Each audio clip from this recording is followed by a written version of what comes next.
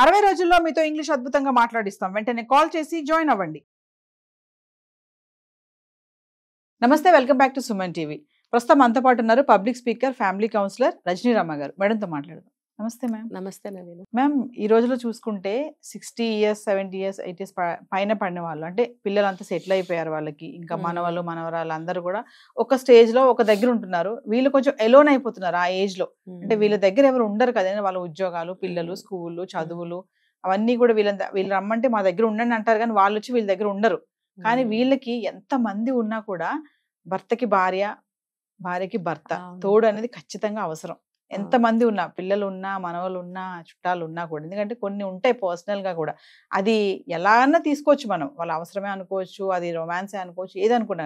కానీ ఇప్పుడు కొంతమంది ఏంటంటే ఆ వయసులో కూడా మాకు తోడు కావాలి ఖచ్చితంగా, మా ఆవిడ లాంటి అమ్మాయి నాకు కావాలి. అమ్మాయి అంటే ఇక్కడ మన అమ్మాయి అనుకోవడానికి ఏం లేదు, మా ఆవిడ లాంటి ప్రేమగా చూపించే అమ్మాయి నాకు కావాలంటే వాళ్ళకి మేము ఆస్తిపాస్తులు ఉన్నాయి రాసిస్తామని కూడా ముందుకు వస్తున్నారు కొంతమంది.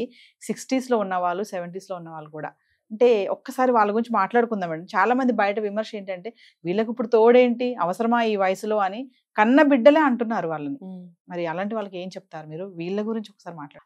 ఇందులో నాకు 2 సైడ్స్ నేను చెప్తానండి. ఫస్ట్ చూసుకుంటే, ఎప్పుడైతే పార్ట్నర్ చనిపోతారో అప్పుడు ముఖ్యంగా ఆడవాళ్ళు, భార్యలు చనిపోతే మగవాళ్ళు జీవించడం 1 గంట కష్టం అవుతుంది. ఇంకా సంవత్సరాలు గడపాలంటే వాళ్ళకి ఇంకా వేరే నరకం అనేది ఉండదు. ఎందుకనంటే ఇప్పుడు ప్రెజెంట్ జనరేషన్ కాదు, ఎఫెక్ట్ లేదు దీనికి. పాతకాలం చూసుకుంటే వాళ్ళు ఒక 40 సంవత్సరాలు, 50 సంవత్సరాలు, 60 సంవత్సరాలు కాపురాలు చేసిన వాళ్ళు ఉంటారు. చిన్న వయసులో పెళ్ళిళ్ళు అవుతాయి వాళ్ళకి. అబ్బాయిలకు కూడా ఆ రోజుల్లో 16కి 17కి పెళ్ళిళ్ళు అయ్యేవి. సో చూసుకుంటే వాళ్ళకి అన్ని సంవత్సరాల వైవాహిక జీవితం అనుభవాలు ఉంటాయి వాళ్ళకి.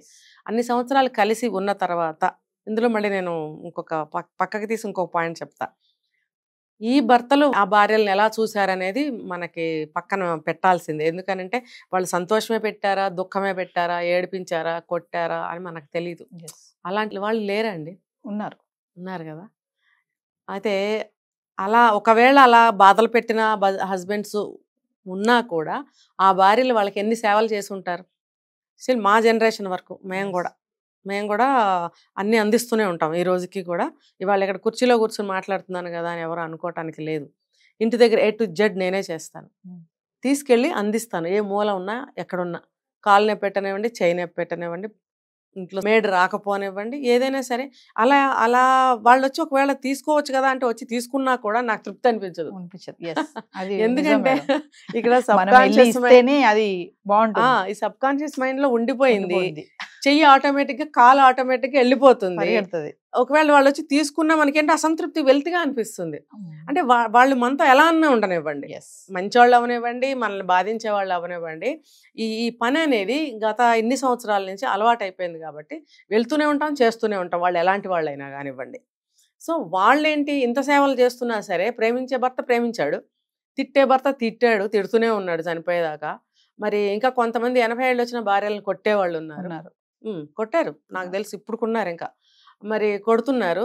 80 ఏళ్ళు నీకు వస్తే భార్యకి కూడా 5-6 ఏళ్ళు 4 ఏళ్ళు తేడాతో ఆవిడకి అంతే వయసు కదా. మరి ఆవిడ దెబ్బలు తినే వయసా? నీకు కాళ్ళు చేతులు ఇట్లా ఊగుతున్నా సరే నువ్వు కొట్టగలుగుతావు, ఎలాగో దెబ్బ వేస్తావు. ఆ దెబ్బ తినే ఓపిక ఆవిడకు ఉందా? మరి ఆ రోజుల్లో వాళ్ళు ప్రేమించినా, ముద్దు పెట్టుకున్నా, విసురుగొట్టినా అలా అన్నేళ్ళు కాపురం చేసుకుంటూ వచ్చారు కాబట్టి, కష్ట సుఖాలు ఏమన్నా వచ్చినా సరే ఇష్టానో కష్టానో మాట్లాడుకున్నారు కాబట్టి. ఎందుకనంటే కొంతమంది భర్తలు షేర్ చేసుకోరు భార్యలతో, సింగిల్ నిర్ణయాలే ఉంటాయి, ఏం చెప్పరు. వాళ్ళు నిర్ణయించిందే ఇంట్లో జరగాలి. ఫలానా సంబంధం తీసుకొచ్చాను, అబ్బాయికైనా అమ్మాయికైనా చేయాల్సిందే అంటే పిల్లలు ఏడుస్తారమ్మా, నువ్వు చెప్పమ్మా నాన్నకి, నాకు ఇష్టం లేదంటే కూడా ఆవిడ రికమెండేషన్ అక్కడ పనిచేయని కుటుంబాలు చాలా ఉన్నాయండి. ఆయన మాటే చెల్లాలి, ఆ సంబంధం చేయాల్సిందే, చచ్చినట్టు నోరు మూసుకుని కాపురాలు చేయాల్సిందే. ఇప్పుడులాగా అప్పుడు విడాకులు లేవుగా, ఒక 40 సంవత్సరాల క్రితం. మరి ఆ రోజుల్లో ఆ పెళ్ళిళ్ళు చేస్తే చచ్చినట్టు పడి ఉండాల్సిందే అని, ఇంక్లూడింగ్ మాలాంటి వాళ్ళం కూడా. కాబట్టి చెప్పిన సంబంధాలు చూసుకుని చేసుకోవాల్సిందే. అంటే అలాంటి భర్తలు కూడా ఉన్నారు. మళ్ళీ ఏమో మన అబ్బాయికి ఏ సంబంధం చేద్దాము, ఇది బాగుంటుందంటావా, అమ్మాయికి నీ లక్షణాలు ఉంటే బాగుంటాయి కదా అని సంప్రదించిన భర్తలు కూడా ఆ రోజులు ఉన్నారు. అంటే అలాంటి వాళ్ళు, ఇలాంటి వాళ్ళు, ఎలాంటి భర్తలు ఉన్నా సరే ఆ భార్యలు అనేవాళ్ళు వాళ్ళతో జీవితం సాగించారు, ఆ భర్తలు కూడా ఆ భార్యలతో జీవితాలు సాగించారు.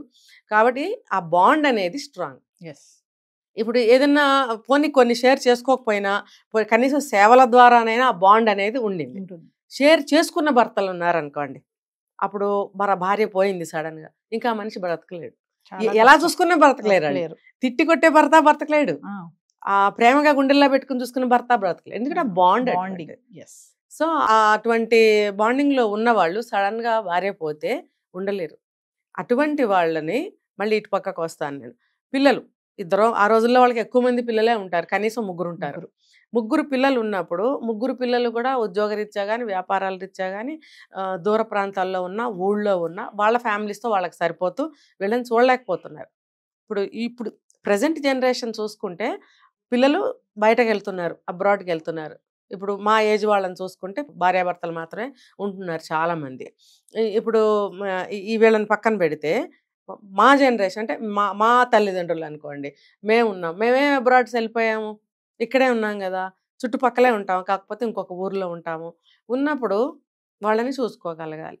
లేదు వాళ్ళు కూడా సక్రమంగా వచ్చి ఉంటామంటే ఉంచుకొని చూసుకోవాలి. ఒకే ఊర్లో ఉంటుంటే కనుక అందరూ కలిసి ఒక చోట ఉండే ప్రయత్నం చేయాలి. అందరంటే ఎవరు, ఆ సింగిల్ పర్సనే కదా, ఆ ప్రయత్నం చేయాలి. వీళ్ళకి ఏంటంటే అప్పటి వరకు పిల్లలు, పెళ్లిగాని పిల్లలు అనుకోండి, పెళ్లిగాని పిల్లలు, భార్య, వచ్చేపోయే చుట్టాలు, అందరూ కళకళలాడుతూ ఉంటుంది ఇల్లు. ఒక్కసారిగా పిల్లలు పెళ్ళిళ్ళు వెళ్ళిపోయారు, మనవాళ్ళు మనవరాళ్ళు చదువులకు వచ్చి పెద్దవాళ్ళు అయిపోయారు, నా భార్య ఏమో ఇప్పుడు చనిపోయింది, నా వయసు ఏమో 70 లేకపోతే 65 లేకపోతే 80. ఈ వయసులో ఆ వ్యక్తికి ఎంత పిచ్చెక్కినట్టు ఉంటుందన్నమాట. అందరూ కావాలనిపిస్తుంది. అంటే తన మెంటాలిటీ ఎటువంటిదైనా సరే, అంటే నేను 2 వైపులు చెప్తున్నా చూడండి, అతను చెడ్డవాడు అవనివ్వండి, మంచివాడు అవనివ్వండి, అటువంటి వాతావరణంలో నుంచి వచ్చిన వ్యక్తి కాబట్టి ఒంటరిగా అనేది ఉంటుంది. పెద్ద ఇల్లు ఉంటుంది, ఆస్తిపాస్తులు ఉంటాయి, పొలం పుట్రా ఉంటుంది, ఆ పొలం కూడా చేయలేని పరిస్థితి, కౌలుకి ఇస్తారు, ఆ కౌలు వాళ్ళు కూడా సరిగ్గా చెయ్యరు, బీడు పట్టిపోయి వదిలేసుకున్న పొలాలు ఉంటాయి. అలాంటి ఆస్తిపాస్తులు కూడా ఉంటాయి వీళ్ళకి. ఎన్ని ఉన్నా సరే చూసేవాళ్ళు ఉండరు. అప్పుడు వీళ్ళు ఒక తోడు కోసం ఇలా అడుగుతూ ఉంటారనమాట. అడిగినప్పుడు ఆలోచించాలి పిల్లలు కూడా, మేము చూసుకోవాలి అని. నేను ఇంకొకటి చెప్తా ఇక్కడ, వాళ్ళు ఎంత చూసుకున్నా, ఏజ్ అయిపోయింది కదా, వాళ్ళు ఎంత చూసుకున్నా కోడలు టైంకి అన్ని చూసి పెడుతుంది, తండ్రిలాగా చూసుకుంటుంది, కొడుకు కూడా బాగా చూసుకుంటాడు, మనవాళ్ళు మనవరాళ్ళు అందరూ తిరుగుతూ తాతయ్య అని పలకరిస్తూ ఓకే. కానీ రోజు గడిచిపోతుంది, తనదైనటువంటి ఒక టైం వస్తుంది సాయంత్రం అయ్యేటప్పటికి. అందరూ ఎవరి పక్షులు గూళ్ళకి వెళ్ళిపోయినట్టు వాళ్ళ పనుల్లో నిమగ్నం అయిపోతారు, భోజనాలు అయిపోతాయి, ఎవరి రూమ్లోకి వాళ్ళు వెళ్ళిపోతారు, చదువుకున్న వాళ్ళు చదువుకుంటారు, నిద్రపోయే వాళ్ళు నిద్రపోతారు. మళ్ళీ ఈయనకి తనదైనటువంటి ఒంటరి సమయం వస్తుంది. అప్పుడు ఈయనకేమనిపిస్తుంది, గతంలో పొద్దుటి నుంచి రాత్రి వరకు జరిగిన విషయాలన్నీ ఒక మంచి భర్త అయితే షేర్ చేసుకుని ఉన్నాడు కదా, లేదు బాధ పెట్టిన భర్త అనుకోండి, అతనికి ఆవిడ అందిస్తూ సేవలు చేస్తూ ఏదో పాల గ్లాస్ ఇవ్వటం అలవాటు ఆ రోజుల్లో వాళ్ళకి, కాస్త బాగా నిద్ర పడుతుంది అని చెప్పి ఒక గ్లాస్ పాలు తెచ్చివ్వడము, మందులు వేసుకున్నారా అని అడగటం అనేది ఈ ఒంటరి సమయంలో జరిగే కార్యక్రమం. మంచి భర్తకైనా చెడ్డ భర్తకైనా. ఇప్పుడు అవన్నీ మిస్సింగ్ కదా, ఇవన్నీ ఎవరు చేయాలి? సరే అవి కూడా కొడుకు కోడలు మందులు పాలు నీళ్లు తెచ్చిస్తారు, కానీ పొద్దున్న నుంచి సాయంత్రం వరకు జరిగిన విషయాలు పంచుకోవాలంటే ఏ భార్య వస్తుంది? ఎవరు? కోడలు వచ్చి కూర్చుంటుందా, కొడుకు వచ్చి కూర్చుంటాడా, చదువుకునే మనవాళ్ళు వచ్చి కూర్చుంటారా? ఎవరు వచ్చి కూర్చోరు. అప్పుడు కావాలనిపిస్తుంది ఒక తోడు. అరే నాకు మనసు పంచుకునే ఒక వ్యక్తి కావాలి. దాన్నే ఏమంటారంటే తోడు అంటారు. మగవాడికేమో తోడు అంటారు, ఆడదానికేమో నీడ అంటారు. తోడు నీడ. తోడు అనేది ఇద్దరికీ అవసరమే, ఆడదానికి ఇంకా నీడ కూడా అవసరమే. కాబట్టి ఈ అవసరం కోసం పెళ్ళి అనేది అడుగుతున్నారు వీళ్ళు. ఊరికే వచ్చేసి ఒక ఆవిడని ఇంట్లో పెట్టుకుంటే తప్పు కదా అది. కాబట్టి మాకు ఒక భార్య కావాలని అడుగుతున్నారు, అది తప్పేమీ కాదు. ఇంకోటి ఫ్యామిలీ సభ్యులు కూడా ఆ రకంగా ఆలోచించగలగాలి. ఆయనకి మనసు పంచుకోవడానికి పక్కన ఒక ఒంటరిగా పడుకోలేరు, రాత్రిపూట ఏదైనా ఇబ్బందులు వస్తాయి, దగ్గు వస్తుంది, లేకపోతే గబుక్కుని గుండెల్లో పట్టినట్టు అవుతుంది, బాత్రూమ్కి లేవాలంటే తూలు వచ్చి పడిపోవచ్చు. ఒక మనిషి పక్కనుంటే తట్టి లేపి నేను బాత్రూమ్కి వెళ్తున్నానని చెప్తారు. ఎందుకనంటే గబుక్కనే బాత్రూంలో కాలు జారి పడిపోతే ఈవిడికి అర్థం కాదు, ఎదట్లో ఉంటుంది, లేపుతారనమాట. ఆయన వెళ్ళొచ్చే వరకు కూర్చుంటుంది, అలాగే ఆవిడ వెళ్ళొచ్చే వరకు కూడా ఆయన కూర్చుంటారు. అది ఒకరికొకళ్ళు అనమాట. అప్పుడు మిగతా సభ్యులకి తెలియజేస్తాం, అయ్యో పడిపోయారు ఆయన రండిరా అని పిలుచుకొస్తారు, ఆ తోడు కోసం అనమాట. కానీ పిల్లలు మేడం, ఇప్పుడు జనరేషన్ వాళ్ళకి ఇలాంటివన్నీ కూడా, ఇప్పుడు మీకు అవసరం ఆ పెళ్ళి, పిల్లలు ఉన్నారు కదా, మనవాళ్ళతో ఉండొచ్చు కదా, ఇప్పుడు పెళ్లి చేసుకుని మీరు ఏం చేస్తారు అనే ఒక క్వశ్చన్ మార్క్ వస్తుంది కదా. అంటే వాళ్ళకి అసలు అవును. పెళ్లి అనేది వాళ్ళు ఎందుకు అడుగుతున్నారు, వీళ్ళు ఎందుకు వద్దంటున్నారు, అంటే వాళ్ళ పిల్లలు ఏం కోరుకుంటున్నారు పెళ్లి అంటే? అది వాళ్ళు నెగెటివ్గా ఆలోచించడం వల్ల వస్తుంది. రెండోది చెప్పిన ఆస్తులు. ఆస్తులు పోతాయేమో అని భయం. చూడండి, ఏది కూడా నేను ఒకసారి చెప్పాను, ఈ విశ్వంలో ప్రేమ అనేది ఊరికే రాదండి. ఇచ్చి పుచ్చుకోవాలి ఏదైనా సరే. ఏదైనా సరే మనం ప్రేమగా ఎందుకుంటాం? ఇప్పుడు వాళ్ళతో మనకు ఒక పని ఉంది, లేకపోతే వాడు బాగా చదువుకుని ఒక స్టేజ్కి రావాలి, మనం ప్రేమగా చెప్పాలి. లేదు ఎవరన్నా వచ్చారు మన ఇంటికి, వాళ్ళు కొంచెం సేపే ఉంటారు, కొంచెం ప్రేమగా మంచిగా మాట్లాడి మంచిగా పంపించాలి. ఇట్లా విశ్వంలో ప్రతి ఇద్దరి మధ్యన కూడా ప్రేమతోనే ప్రతి పని ఉంది. ఊరికనే అంటే ఎవరు కూడా రాంగ్గా అర్థం చేసుకోకూడదు. ఈ ప్రేమ అనేది ఏ అవసరం లేనిదే ప్రేమ అనేది పుట్టదు. ఇప్పుడు ఇద్దరు వ్యక్తులు ప్రేమించుకుంటారు, ఎందుకు ప్రేమించుకుంటారు? తనను నేను పెళ్లి చేసుకుంటే నా జీవితం బాగుంటుంది, నేను ఈ అమ్మాయిని చేసుకుంటే, నేను అబ్బాయిని చేసుకుంటే మా జీవితాలు బాగుంటాయి అనేది ఒక అవసరం కదా అది. కాబట్టే కదా ప్రేమ అనేది అక్కడ మనం పెంచుకుంటూ వెళ్తాము.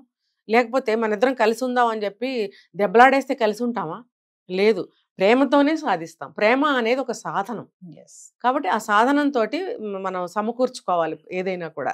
ఆ ప్రేమ లేనిదే దేన్ని కూడా సాధించాలి. అలాగే వీళ్ళు కూడా ఈ పిల్లలు అనేవాళ్ళు అర్థం చేసుకోవాలి. తర్వాత ఈ ఆస్తిపాస్తుల దగ్గరకు వస్తే కొంత ఆస్తి అనేది ఆశ ఉంటేనే అవతల వాళ్ళ ఒక ఆవిడని చేసుకోవాలి.